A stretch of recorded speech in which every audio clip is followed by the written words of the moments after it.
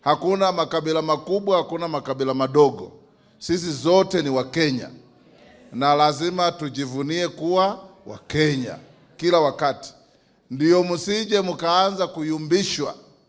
Mtu mwenye juzi alikuwa anatupagua kwa sababu ya shares, sasa anakuja hapa kuwatolea hadithi ya Abunwasi kwamba mfuate. Nyinyi watu wetu lazima mkae chonjo, mkae macho. Mjue tunatoka wapi, tuko wapi, tunaenda wapi.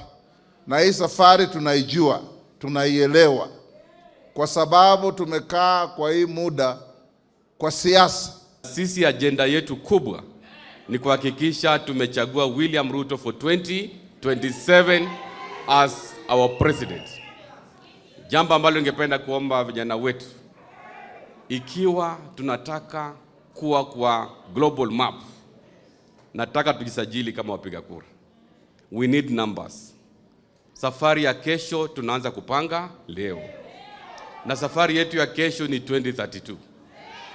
Ili tuonyeshe kwamba sisi kama Western Region tumepatia William Ruto 4 million strong. Lazima vijana wetu washike kura.